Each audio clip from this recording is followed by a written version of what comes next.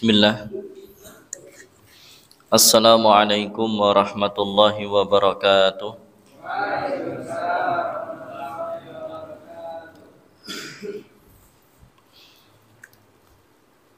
Alhamdulillahi rabbil alamin. Wassalatu wassalamu ala nabiyyina wa rasulina wa habibina Muhammadin sallallahu alaihi wasallam wa ala alihi wa sahbihi wa man tabi'ahum bi ihsanin illa yaumiddin. Ya ayyuhalladzina amanu taqullaha haqqa tuqatih wa la tamutunna illa wa antum muslimun.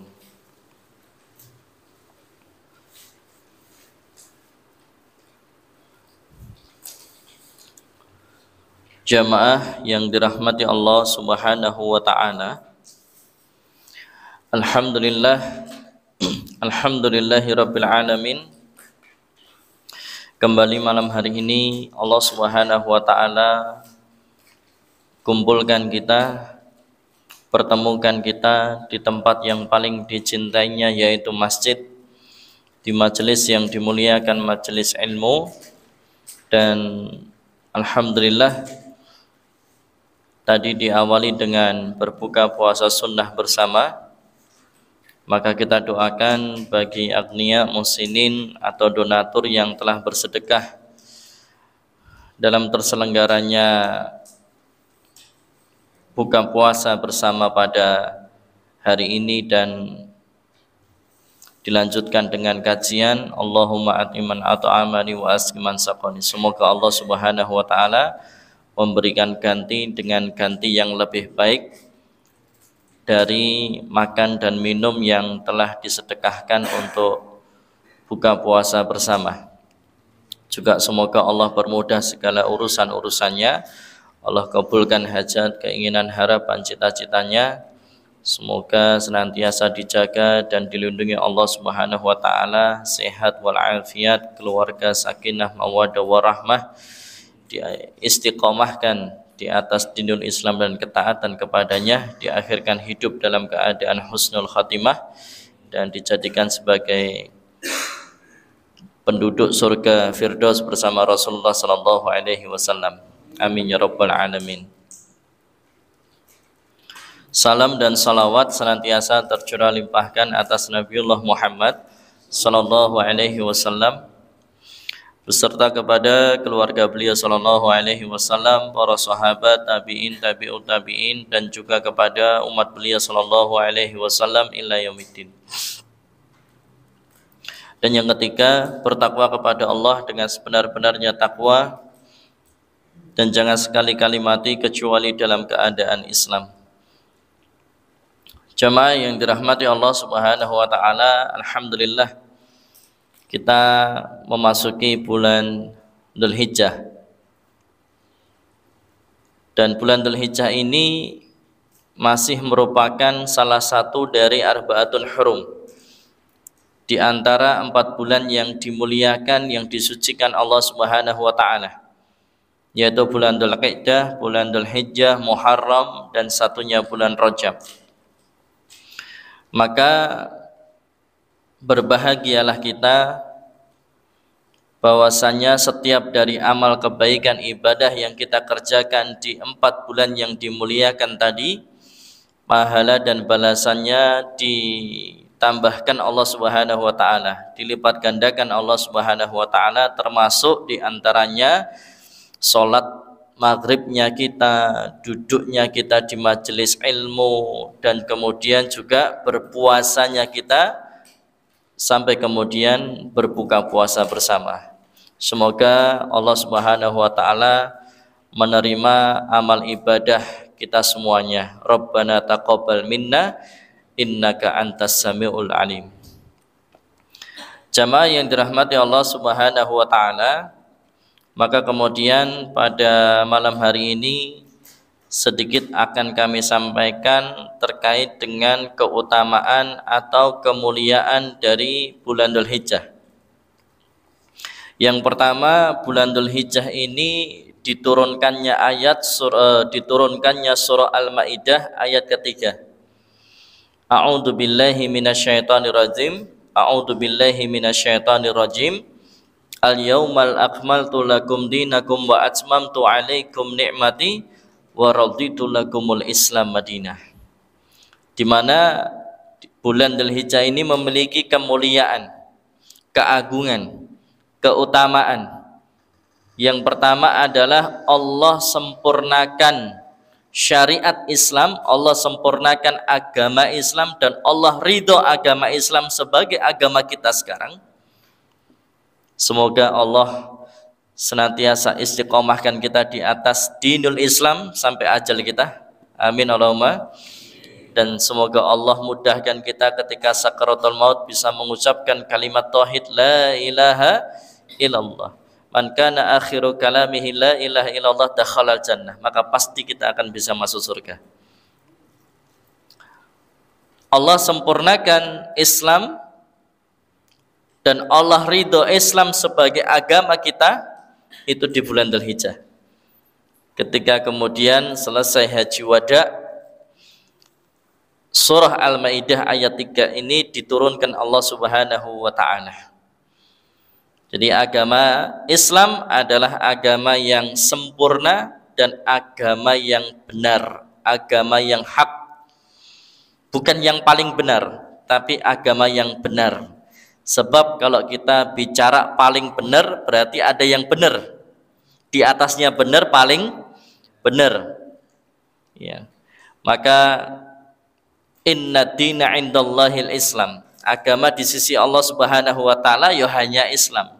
Maka agama Islam ini agama yang benar, agama yang hak, agama yang sempurna, agama yang Allah ridha itu sebagai agama kita, yaitu dinul Islam, agama Islam. Kemudian yang selanjutnya, jamaah yang dirahmati Allah Subhanahu wa taala, sebagaimana yang disampaikan, disabdakan oleh Rasulullah sallallahu alaihi wasallam, ma min ayyamil amalu salihu fiha ahabbu ilallahi min hadhil ayyam. Tidak ada satu amal saleh, tidak ada satu amal saleh yang lebih dicintai Allah melebihi amal saleh yang dilakukan pada hari-hari ini, yang dimaksud adalah 10 hari pertama di bulan Dzulhijjah. Mulai dari tanggal 1 sampai tanggal 10 bulan Dzulhijjah. Maka ini merupakan amalan yang paling dicintai Allah Subhanahu wa taala. Dan bahkan Allah akan memberikan pahala yang lebih dari amalan apa? Jihad fi sabilillah. Kecuali illa rajulun kharaja bi nafsihi wa malihi falam yarji' min dzalika bi syai'. Kecuali kalau ada seorang laki-laki yang dia keluar perang jihad fisabilillah dengan harta dan dengan jiwanya. Maksudnya dia keluarkan harta dan juga kemudian dia pulang dalam keadaan mati syahid. Mati di medan jihad fisabilillah. Lah ini jamaah yang dirahmati Allah Subhanahu wa taala. Hadis yang diriwayatkan oleh Abu Dawud, At-Tirmidzi, Ibnu Majah dan Ahmad dari Ibnu Abbas radhiyallahu anhuma. Maka ini tentunya menjadi motivasi bagi kita supaya kemudian di tanggal 1 sampai tanggal 10 sibukkan diri kita untuk memperbanyak amal soleh dan semakin semangat dalam beribadah kepada Allah Subhanahu wa taala. Dan itu semuanya perlu planning.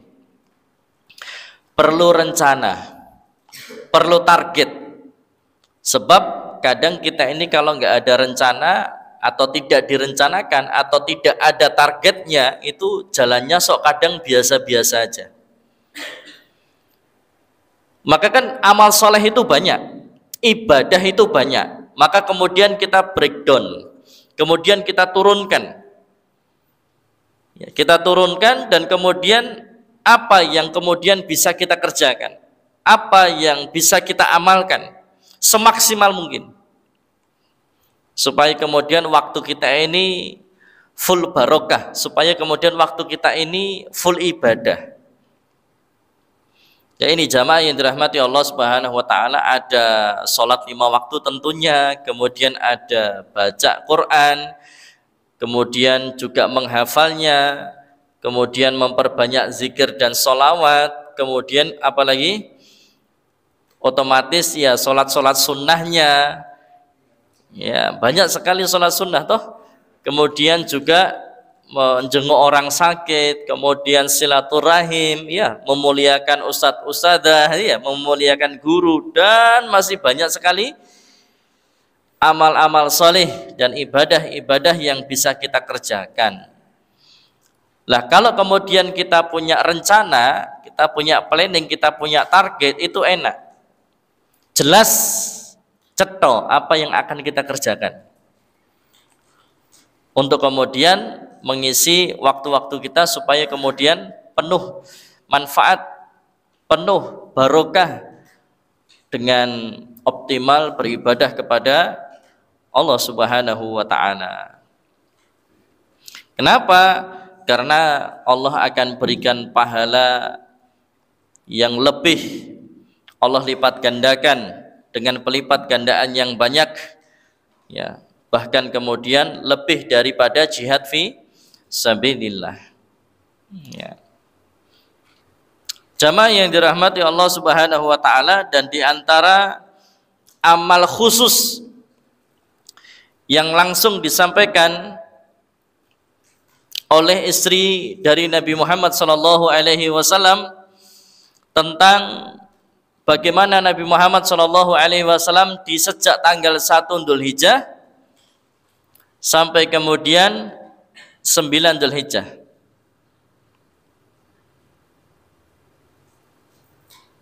Rasulullah sallallahu alaihi wasallam yasumu tis'adil hijjah. Beliau sallallahu alaihi wasallam biasa berpuasa 9 hari di bulan Dzulhijjah, yaitu mulai dari tanggal 1 sampai tanggal 9. Tanggal 10 tidak boleh puasa, karena tanggal 10 ini hari nahar, nyembelih hewan korban, dan ini hari makan-makan. Kalau santri hari nyate. Oh, Masya Allah. Di pondok ada nyate ya? Masya Allah. Nah, jamaah yang dirahmati Allah Subhanahu wa taala, maka ini ada amal khusus yang biasa dikerjakan Rasulullah Shallallahu alaihi wasallam di tanggal 1 sampai tanggal 9. Berarti besok teman-teman puasa lagi. Ya toh? Besok puasa lagi. Terus sampai tanggal 9 Dzulhijjah. Lah kalau kemudian tanggal 9 Dzulhijjah ada kekhususan lagi. Kalau tadi tanggal 1 sampai tanggal 9 kan ini sunnah umum ya. Lah di tanggal 9-nya itu ada khusus lagi, keutamaan khusus berpuasa di tanggal 9 Dzulhijjah, namanya puasa Arafah. Aktasibu yukaffir anhu yukaffir as-sanata allati qablahu was-sanata allati ba'dahu. Di mana puasa Arafah di tanggal 9 Dzulhijjah ini memiliki keutamaan mengampuni dosa 2 tahun. 1 tahun yang lalu dan 1 tahun yang akan datang. Kira-kira di sini yang nggak punya dosa siapa? Oh, punya semua nih. Kita ini wajah-wajah penuh dosa ya. Banyak sekali dosa kita. Apalagi di era media sosial sekarang. Nah, internet ya. Kemudian smartphone, Android ya. Nah ini jamaah yang dirahmati Allah Subhanahu wa taala, maka banyak sekali dosa yang kita kerjakan. Maka tentunya wa kharal khata'in at-tawabun, dan sebaik-baiknya dari si pendosa adalah dia segera bertobat kepada Allah Subhanahu wa taala. Apa tujuannya bertobat? Meraih ampunannya Allah Subhanahu wa taala, dan supaya diampuni Allah, maka ada satu amalan yang luar biasa, 1 hari kita kerjakan 2 tahun dosa kita diampuni, yaitu puasa Arafah. Yukaffiras sanata allati qablahu was sanata allati ba'dahu, mengampuni dosa 1 tahun yang lalu dan 1 tahun yang akan datang. Murahnya Allah ya. Murahnya Allah ini luar biasa. Kemurahannya Allah ini luar biasa. Padahal kita ini puasanya cuma sehari. Tapi dosanya diampuni berapa? 2 tahun. 1 tahun ada berapa hari? 365 kali 2 berapa? Banyak ya. Antum hitung sendiri ya. Ya Masya Allah. Jamaah yang dirahmati Allah Subhanahu wa taala, yang sehingga kemudian yang paling afdol mulai dari tanggal 1 sampai tanggal 9 puasa terus. Ini yang paling afdol dan ini yang sering dilakukan oleh Nabi Muhammad sallallahu alaihi wasallam. Kenapa saya katakan sering? Sebab terkadang Nabi Muhammad itu saking takutnya dianggap wajib kan itu ya. Yang sehingga beliau juga ada waktu berbukanya sebagaimana sholat tarawih. Nabi Muhammad SAW itu sholat tarawih jamaah kan tidak sebulan full ya toh. Kenapa? Karena beliau SAW takut dan khawatir sampai-sampai itu dianggap wajib. Nah kalau dianggap wajib repot ya. Nah ini jamaah yang dirahmati Allah Subhanahu wa ta'ala, karena konsekuensi dari wajib kalau nggak dikerjain dosa. Tapi kalau sunnah kalau nggak dikerjain rugi, bukan nggak apa-apa, rugi. Ya. Cuman definisi itulah yang kemudian sering terdengar di telinga kita ya. Kalau yang namanya sunnah ini kalau dikerjakan dapat pahala, tapi kalau nggak dikerjakan nggak apa-apa. Bayangkan kalau kemudian definisi itu yang melekat, berapa banyak orang yang kemudian bermudah-mudah untuk meninggalkan sunnah hanya gara-gara kan rapopo, kan iki mung sunnah ora dilakoni ya gak dosa ya. Tapi luar biasa, sunnah itu luar biasa teman-teman ya. Yang sehingga kemudian sunnah itu kalau dikerjakan berpahala, kalau nggak dikerjakan rugi dan bahkan bisa sampai celaka. Kok bisa Ustaz? Ya, orang misalkan nih ya, malam hari nggak baca ayat kursi, sebelum tidur nggak pakai doa, keluar rumah nggak pakai doa, masuk kamar mandi nggak pakai doa. Kira-kira bahaya ndak itu? Oh bahaya sekali. Nggak dzikir pagi, nggak dzikir sore, itu kan sunnah ya. Tapi kalau kita nggak kerjakan, rugi dan bahkan bisa celaka. Kenapa? Dia akan bisa ditimpa keburukan dari yang nyata, dari yang kasat mata, dari yang terlihat, dan dia juga akan ditimpa keburukan dari makhluk yang tak kasat mata, tak terlihat, yaitu dari golongan jin dan syaitan. Ya, ini jamaah yang dirahmati Allah Subhanahu wa taala, bukan hanya rugi, bahkan dia bisa sampai celaka. Ya, ini. Maka sunnah ini Masya Allah ya. Ini yang paling afdol ya, puasa dari tanggal 1 sampai tanggal 9. Jadi besok teman-teman puasa lagi, terus puasa lagi, Kemis apalagi ya. Terus. Tapi kalau enggak bisa ambil Senin Kemis saja. Senin Kemis dan tanggal 8 tanggal 9. 8 puasa tarwiyah, 9 puasa Arafah. Kalau nggak bisa, maka puasa di tanggal 8 dan tanggal 9. Kalau nggak bisa, ya sudah, paket minimalis banget, yaitu berpuasa hanya di tanggal 9 Zulhijjah.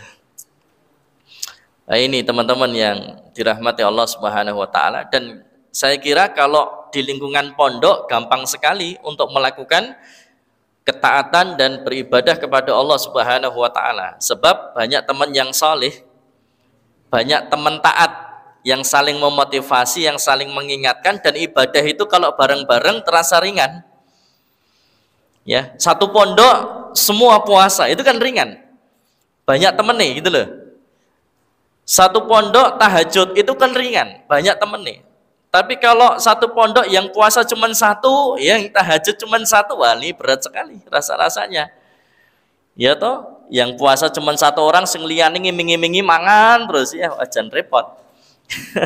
Apalagi kalau punya teman Abdul Butun ya. Tahu Abdul Butun enggak? Apa? Hamba perut. Pasukan berani mati takut lapar. Ya, pasukan berani mati takut lapar. Ya Ustadz, karena kalau ndak ada logistik, logika nggak jalan. Oh ya Allah. Jamaah yang dirahmati Allah Subhanahu wa taala, itu amal khususnya. Kalau amal yang lain secara khusus tiada hari atau tiada amal yang paling dicintai Allah di hari Nahar, yaitu di tanggal 10 Dzulhijjah, selain daripada amal apa? Menyembelih hewan kurban. Inna a'tainakal kautsar fasholli li rabbika wanhar. Tapi harus lurus niatnya karena Allah Subhanahu wa taala. Lillahi taala. Qul inna sholati wa nusuki wa mayyahya wa mamati lillahi rabbil alamin. Ya. Kenapa? Ya, ibadah kurban ini ibadah yang terlihat. Sok kadang aku pengen sing gede dewe supaya nanti dilem sama manusia. Saya pengen yang paling mahal, yang paling berbobot, isin aku mosok ya itu ya. Jadi terkadang linya bukan lillahi ta'ala tetapi li manusia, li dunia, atau apa lagi, li like yo kan itu ya, atau pujian dan sebagainya. Maka sangat sungguh merugilah. Termasuk saat ini kan muslimin sedang kemudian berhaji toh ya di Masjidil Haram. Itu juga berat teman-teman. Apalagi di era media sosial, kesana bawa smartphone ya, bawa Android, akhirnya kemudian disindir oleh salah seorang syekh, ya disindir oleh beberapa syekh bahwasanya orang-orang Indonesia itu unik. Ya, ketika mereka umrah, ketika mereka haji, sibuknya ngapain? Selfie. Sibuknya selfie ya. Harusnya kan banyak ibadah, bukan banyak selfie gitu ya. Tapi setiap ibadah mesti selfie kan itu ya. Kemudian diupload di story WA. Hey guys, ini baru sa'i ya. Ini baru tawaf, pas sholat bareng, ya guys ini baru ruku, repot. Ya naudzubillah min dzalik. Jadi di era media sosial sekarang ini seakan-akan tidak ada yang private, tidak ada yang rahasia dalam diri kita, betul ya? Padahal sebetulnya dalam Islam itu hendaknya kita memiliki amal rahasia dan hanya kita dan Allah yang tahu. Dan amal itu bisa dipakai untuk bahan tawasul. Amal itu bisa dipakai sebagai apa? Bahan tawasul. Tahu tawasul ya? Ketika kita memiliki keinginan yang besar, kemudian kita hendak berdoa kepada Allah.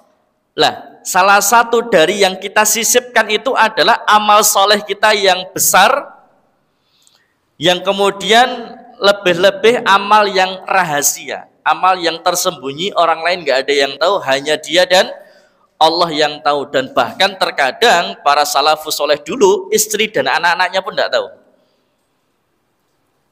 Lah di era media sosial sekarang ini seakan-akan tidak ada yang rahasia.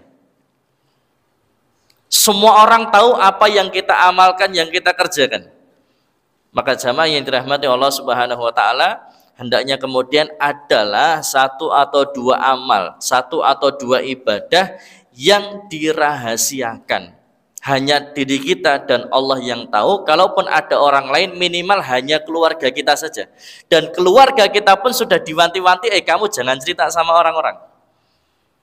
Supaya apa? Supaya itu tetap tertutup dan tersembunyi menjadi rahasia kita dengan Allah Subhanahu wa ta'ala. Apapun ibadahnya, silahkan teman-teman yang faham. Ya.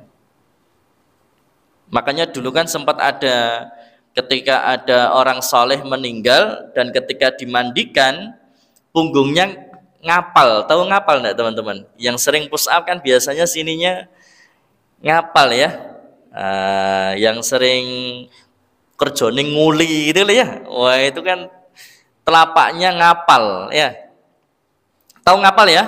Nah, itu kenapa kok ini punggungnya yang ngapal kok punggungnya?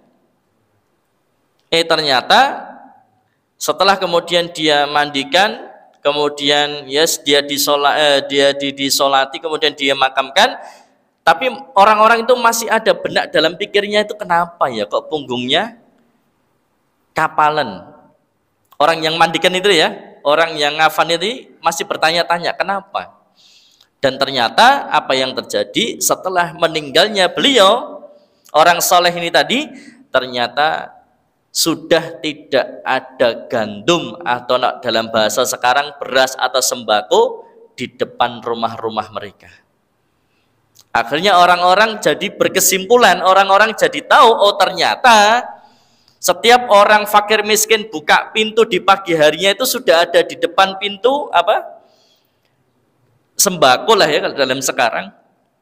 Dan tidak diketahui siapa yang menaruh sembako ini. Setelah beliau yang soleh, orang soleh tadi meninggal, kok nggak ada lagi gitu loh ya. Akhirnya mereka berkesimpulan, oh ternyata punggungnya kapalan itu karena apa? Ini namanya apa? Manggul ya. Manggul sembako untuk kemudian didistribusikan kepada orang-orang fakir miskin yang ada di kampungnya atau ada di kompleknya tersebut. Di malam hari ketika orang sudah pada tidur dan tidak ada satupun orang yang tahu. Luar biasa. Kalau sekarang kan enggak ya. Taruh foto, story. Atau orang yang nerima kemudian di foto. Betul ya? Nah, makanya kemarin ada video yang menarik toh. Ada video yang sebetulnya ini bukan nyata tapi hanya sindiran saja. Hanya sindiran. Jadi ada orang, gitu kan? Ada dua orang, satunya kameramen, yang satunya bawa sembako, kemudian datang ke rumahnya orang yang miskin. Ya, assalamualaikum, waalaikumsalam, Pak ini ada sembako, tapi mohon maaf difoto dulu ya. Terus akhirnya orang miskin ini, bentar, masuk ke rumah. Dia ganti pakai jas. Dia pakai baju bagus, dia pakai jas. Kemudian begitu dia keluar rumah, baik, tidak apa-apa Pak, foto cuman ganti posisi. Seakan-akan Anda yang terima sembako, saya yang memberi gitu. Wah, itu langsung kemudian makjeleb sekali ya. Makjeleb sekali. Dia merasakan, akhirnya dia merasakan bagaimana kemudian seakan dia menjadi orang fakir miskin yang diberi sembako dan harus didokumentasikan. Apalagi kemudian dokumentasi itu diupload ke media sosial yang kalau itu diupload di Facebook, kalau itu diupload di WA Story. Kalau di WA Story kan hanya orang yang nyimpen nomornya dan dia nyimpen nomor orang toh. Kalau di Facebook kan banyak orang yang lihat, apalagi di website, dan ternyata diupload tanpa disensor atau tanpa diblur wajahnya. Jadi sebetulnya kalau mau upload boleh saja, tapi kalau bisa diblur wajahnya, yang sehingga kalau wajahnya diblur kan nggak kelihatan toh ya. Nah, ini jamaah yang dirahmati Allah Subhanahu wa taala. Karena kan mungkin orang mendokumentasi ya karena itu bukan duitnya, karena itu bukan uangnya, dia hanya sebagai penyalur saja, sedangkan duitnya ini dari musinin, dari agniya, dari donatur kan gitu. Enggak apa-apa. Ya, jamaah yang dirahmati Allah Subhanahu wa taala. Nah, itulah amalan ya puasa dan kemudian berkurban di tanggal 10 Zulhijjah. Dan jamaah yang dirahmati Allah Subhanahu wa taala, kemarin sudah kami sampaikan ya. Kemarin sudah kami sampaikan bahwasanya teman-teman ini semuanya hendaknya punya niat untuk berkurban. Walau saya yakin ini kan ya kadang ada yang dompetnya tebel, ada yang dompetnya tipis, ada yang belas nggak punya dompet. Kan itu ya. Ada yang duitnya banyak, ada duitnya cukupan, ada duitnya yang cepet, yang dikit. Kan kelihatan nih wajah-wajah. Masya Allah. Ya orang kan namanya belum kerja toh ya, mau jenenge masih santri ya, nek jenenge jek santri kok sugih malah jadi pertanyaan besar. Nek dadi santri ya kudune ya ngene iki ya santri ya kuru-kuru ngene iki. Ya santri ya kudune melas-melas ya. Lo kan dulu saya pernah ngerasain jadi santri gitu ya. Santri ini makan ya sehari jangan 3 kali. Santri itu kalau makan sehari ya paling lah 2 kali lah gitu loh. 2 kali sekali ya itu santri ya. Santri harusnya jauh dari rasa kenyang. Ya, jauh dari rasa kenyang. Hendaknya kemudian dia sering lapar. Karena kemuliaan itu kalau perkataan para kiai dulu ya, orang sepuh dulu kemuliaan itu 2. 1 sering lapar, 2 sering bangun malam. 1 sedikit makan, yang kedua sedikit tidur. Nah ini harusnya santri punya nih.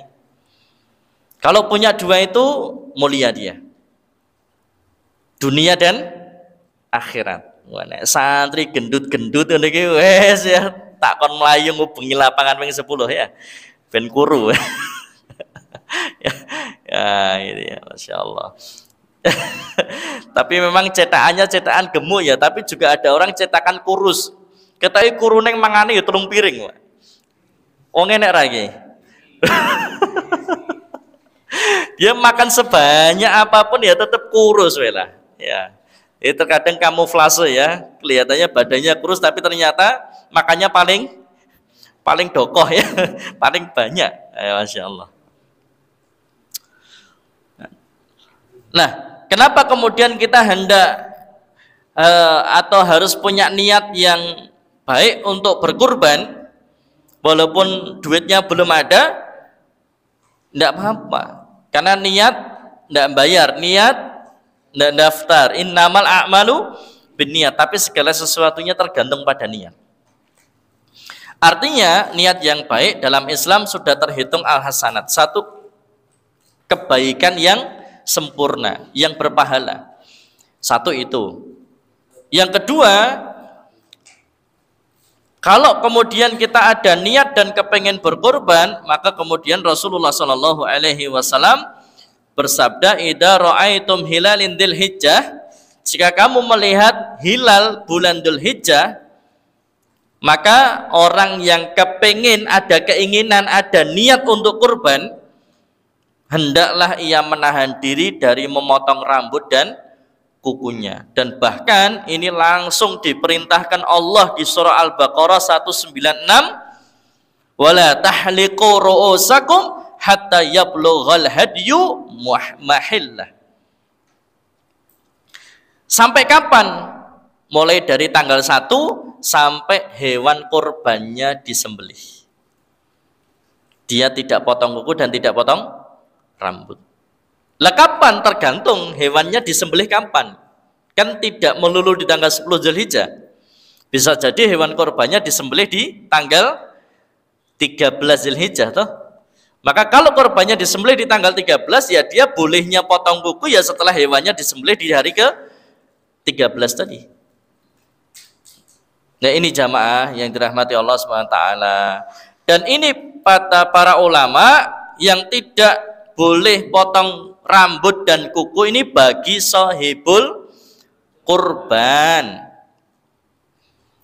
Misalkan kepala keluarga, bapak, ya, dia niat kurban, maka itu sebetulnya sudah mewakili kurban satu keluarga itu. Cuman yang tidak boleh potong rambut dan potong kuku hanya si bapaknya tadi selaku sahibul kurban. Istrinya ya masih boleh, anak-anaknya ya masih boleh.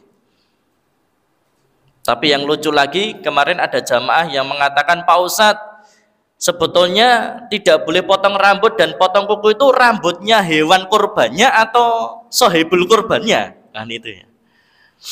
Saya yo jawabnya gojekan toh ya. Ya. Lah kalau kambing, kalau sapi apa yo duwe kuku. Orang kurang kerjaan sekali ya. Kurang kerjaan toh ya, motongi rambut sapi, kambing, motongi kukunya sapi sama kambing. Lah kukunya sapi sama kambing itu di mana? Apa duwe kuku? Wong dhek sepatonan kok ya. Ya. Nah ini jamaah yang dirahmati Allah SWT, yang sehingga para ulama menyampaikan yang dimaksud adalah bagi sahibul kurban. Yo rambutnya sahibul kurban, ya kukune sahibul kurban, bukan kambing kurbannya. Ya, wong sebab kadang kan kita beli apa? Beli hewan kurban kan mepet-mepet ya. Ya, lah ini jamaah yang dirahmati Allah Subhanahu wa taala, ini teman-teman ada yang kurban enggak nih? Kurban perasaan ya. Masya Allah. Tapi menariknya kemarin saya dengerin pengajian dari Gus Baha. Tahu Gus Baha ya? Kenal enggak? Kenalan di mana? Ya, Gus Baha. Ya, kita tahu ya Gus Baha ini Al-Qur'an berjalan ya, dikenal sebagai Al-Qur'an berjalan. Beliau ini seorang yang alim, seorang ulama, Masya Allah. Ceramahnya kalau saya dengerin ceramahnya enak ya Allah, gampang dipahami. Cuman beliau ini punya ciri khas ya, bajunya mesti apa? Putih, terus pakai sarung, pakai apa? Jambul ya. Jadi kalau pakai peci ya cuman gini, rambut depannya kelihatan. Cuman nek ulama ngono kuwi gak apa-apa ya, ya. Ada yang dibanggakan itu ya, Masya Allah. Ya ini beliau luar biasa. Beliau mengatakan gini teman, kalau semisalkan sampai nanti di tanggal 10 atau bahkan sampai H+3 hari tasyrik tadi, kita belum mampu untuk berkurban, tidak bisa nyembelih sapi, tidak bisa nyembelih kambing, tidak bisa korban sapi, tidak bisa korban kambing, maka beliau menyarankan tetap teman-teman harus nyembelih binatang yang dihalalkan, binatang ternak yang dihalalkan, apapun itu. Tapi niatnya bukan korban loh ya, niatnya bukan korban, tapi niatnya apa? Nyembelih, dan kemudian niatnya makan-makan, terus niatnya sebagian disedekahkan. Niatnya bukan korban. Nah, jadi silahkan nanti teman-teman misalkan tidak bisa korban sapi, tidak bisa korban kambing, maka di tanggal 10 atau di hari tasyriknya nyembelih. Apa yang bisa disembelih? Ayam. Sangi sore ayam apa? Bebek. Bebek itu atasnya ayam ya. Bebek atau mentok ya, ayam, terus apa? Puyuh. Terus bawahnya puyuh apa lagi? Ya segitu ya. Pokoknya disembelih. Ya, sembelih diniatkan untuk ya tadi ya latihan kurban, dan tetap ikhlas niat lillahi ta'ala, kemudian makan-makan dan sebagiannya disedekahkan. Itu dalam rangka latihan. Sebab ada jamaah yang dulu saya sampaikan seperti ini, ada jamaah yang kemudian salah faham, dikiranya korban pitik oleh, kan itu wala repot ya. Tidak boleh. Niatnya bukan korban, hanya latihan kurban. Ini nyembelih, kemudian sebagian kita makan, sebagian kita sedekahkan. Sedekah makan kan juga luar biasa keutamaannya dalam Islam. Ini ya, jadi latihan menumpahkan darah tapi atas nama Allah Subhanahu wa ta'ala. Bismillah. Kalau lele boleh Pak Ustaz? Ya kalau lelenya disembelih, nah lele digeprok ya kau ya. Lelenya aja digeprok ya disembelih kan itu ya. Masya Allah. Ini jamaah yang dirahmati Allah Subhanahu wa ta'ala. Atau sing lemu-lemu kuwi. Dibelah. Insya Allah. Ya resikonya kayak saya ini orang jenggotan gini, kalau pas waktu Idul Adha kan kadang jadi candaan ya, kadang jadi gojekan ya. Wah ini jenggotan ini, hati-hati, aku nak keliru dibelah malah repot. Insya Allah. Nah ini jamaah yang dirahmati Allah Subhanahu wa ta'ala. Dan kemudian amal apa lagi yang selanjutnya adalah perbanyak berzikir kepada Allah Subhanahu wa ta'ala. Ya, dengan apa? Ya dengan tahlil, dengan takbir, dengan tahmid ya. Makanya takbiran di bulan Dzulhijjah itu bukan hanya di tanggal 10 saja toh, tapi sampai selesai hari tasyrik. Allahu Akbar, Allahu Akbar, atau ada yang 3 kali Allahu Akbar, La ilaha illallah, Wallahu Akbar, Allahu Akbar, walillahil hamd. Ya, kadang ada sing kleru apa? ilham wis buanter cetha salah kan itu ya. Nganggo mic horn jobo kan walillah ilham, masya Allah ya. Ini jamaah yang dirahmati Allah Subhanahu wa taala. Jadi nanti kalau teman-teman ngadain takbiran bersama anak-anak di kampung ya, misal anak-anak dikasih apa? Dikasih pengertian dulu, dikasih tahu dulu, diajari, dilatih dulu. Nah, karena biasanya yang sering salah kan di anak-anak ya, tapi orang tua juga kadang salah ding ya pas takbiran itu. Ini jamaah yang dirahmati Allah Subhanahu wa taala. Karena memang mereka tidak tahu, lah karena mereka tidak tahu, kita yang sudah tahu kewajibannya apa? Ngajarkan, memberitahu. Kemudian juga memperbanyak baca Al-Quran, karena Al-Quran afdhalul dzikr, adalah sebaik-baiknya zikir. Kemudian juga apa? Perbanyak sedekah ya. Perbanyak sedekah. Dan kemudian amal-amal yang lain, apapun amal salehnya dan apapun bentuk ibadahnya. Nah, maka banyak-banyak kita kerjakan di 10 hari pertama bulan Dzulhijjah, karena pahalanya ditambah, dilipat gandakan Allah Subhanahu wa taala ya. Pahala yang sangat besar, dan semoga Allah Subhanahu wa taala mudahkan kita semuanya untuk bisa berkorban di tahun ini. Amin Allahumma amin. Baik jamaah yang dirahmati Allah Subhanahu wa taala, mungkin ini yang bisa kami sampaikan pada malam hari ini, dan insya Allah Pak Ikhwan mulai pekan depan kita akan fokus untuk belajar ruqyah syar'iyah. Oke, kita akan fokus belajar ruqyah syar'iyah sampai latihan. Sampai latihan. Teman-teman santri yang teman-teman yang lain diajak, maksudnya biar yang datang banyak gitu, sama kayak sekarang ini. Ya, karena saya lihat beberapa santri ada yang nampaknya ada gangguan jin. Saya lihat ada beberapa santri yang kayaknya ya menurut dugaan saya awal ada yang kena, ada yang gangguan. Tapi saya masih rahasiakan siapa orangnya, ya kita lihat besok saja ketika ruqyah. Kalau saya lihat, kalau saya duga ada sekitar 3 santri. Ya, ada 3 santri. Kalau saya lihatnya ada 3 santri insya Allah. Nah ini ya, semoga disembuhkan Allah Subhanahu wa taala. Wa idza maritu fa huwa yashfin. Ya insya Allah kalau kita sakit maka yang nyembuhin Allah Subhanahu wa taala. Kau bisa tahu kan dilihat dari wajahnya kelihatan. Wah ini Masya Allah. Coba lihat wajahnya saya lihat. Masya Allah ngandeng-ngandengnya ya, saleh-saleh Masya Allah. Nah ini jamaah yang dirahmati Allah SWT, insya Allah saya sebetulnya sudah siapkan plastik hitam, sudah bawa kemana-mana.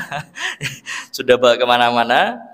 Terus mulai pekan depan kita start belajar mulai dari awal ya tentang ruqyah, dan kemudian nanti sampai pada latihan ruqyah mandiri.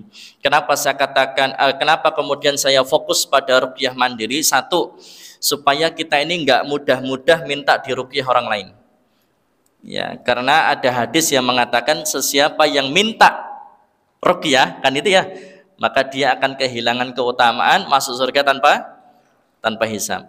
Walau itu berbeda pendapat, tapi ala kulli hal bahwa asalnya ada yang berpendapat tetap kalau bisa jangan minta ruqyah.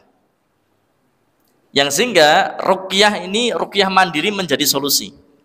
Karena di situ bersandar pada ketawakalan kepada Allah Subhanahu wa taala. Satu itu. Kemudian yang kedua, kenapa ruqyah mandiri? Ruqyah mandiri itu ruqyah yang dibangun di atas kesadaran. Teman-teman ketika meruqyah diri sendiri itu kan menghadirkan kesadaran kita. Menghadirkan kedekatan kita kepada Allah Subhanahu wa taala, menghadirkan menyesali perbuatan-perbuatan dosa yang dia lakukan. Beda kalau diruqyah sama orang. Kalau misalkan saya ngeruqyah antum terkadang sudah nggak fokus. Kenapa? Ya cuma dengerin toh. Cuma dengerin itu setan pinter. Nanti pikirannya antum akan dibawa kemana-mana, yang sehingga apa? Ininya dengerin tapi pikirannya kemana-mana, gak bisa fokus. Atau kemudian kalau saya ngeruqyah masal di sini, awalnya fokus, nanti begitu sudah 10 menit mulailah matanya mulai melek, mulai lirak-lirik sapa teman sing reaksi, gitu, nggak fokus. Makanya kemudian kami ajarkan ruqyah mandiri supaya teman-teman bisa meruqyah diri sendiri, yang baca bukan hanya saya. Teman-teman pun juga nantinya baca surah-surah yang gampang, kira-kira semua hafal saja. Contohnya apa? Al-Baqarah ayat 1 sampai 5 misalnya. Yang kedua ayat kursi. Terus 2 ayat setelah ayat kursi. Kemudian apa? 3 ayat terakhir surah Al-Baqarah. Terus bacakan Al-Kafirun, kemudian Al-Ikhlas, kemudian Al-Falaq, kemudian An-Nas. Kan hafal semuanya toh? Ya, kita fokus di situ, cuman apa? Kita ulang-ulang. Al-Fatihah jangan cuma sekali. Ya, kita ulang-ulang. Terkadang ada tipikal jin, syaitan, itu dia lihat hati, dia tahu apa yang ada dalam hati kita. Contoh, ketika ada kasus banyak orang ruqyah. Ada ustadz yang meruqyah pasien. Begitu dia bacakan Al-Fatihah, itu jinnya bisa nirak ke Al-Fatihah. Dia baca ayat kursi, itu jinnya bisa ngikutin baca ayat kursi. Begitu dibacakan Al-Baqarah, itu jinnya bisa baca Al-Baqarah. Coba kalau teman-teman posisinya sebagai peruqyah, ngedon enggak? Ngedon enggak kayak gitu? Ngedon, Pak. Memang itu yang diinginkan oleh jin. Janjane dia kesakitan, janjane dia kepanasan, tapi dia kepingin ngenai mental kita sebagai peruqyah, biar don. Padahal kalau teman-teman misalkan baca Fatihah ya, diikuti, coba dibaca 7 kali, kebakar dia. Diulangi saja, diulangi terus diulangi. Walaupun diikuti tidak apa-apa, diulangi terus, dibaca terus. Cuman biasanya kalau sudah ditirukan sama jin, jadi insecure ya. Akhirnya apa? Malah lali ngeblank. Wis, mesing diwaca apa lali ngantian. Al-Kafirune ora rampung-rampung. Ya. Wala ana abidu ma'abadun wala antum abiduna ma'abud wala ana abidu ma'abadun wala antum abiduna ma'abud wala ana abidu ma'abadun ora rampung-rampung. Akhirnya jeneng ngomong lakum dinukum waliyadin. Alhamdulillah. Siap diruqyah? Siap belajar ruqyah? Siap ya? Oke, insyaallah. Alhamdulillah. Ya, alhamdulillah. Semoga bermanfaat. Aku qouli hadza, astaghfirullah li wa lakum, innahu ghafurur rahim. Subhanakallahumma bihamdika, asyhadu an la ilaha illa anta, astaghfiruka wa atubu ilaik. Assalamualaikum warahmatullahi wabarakatuh.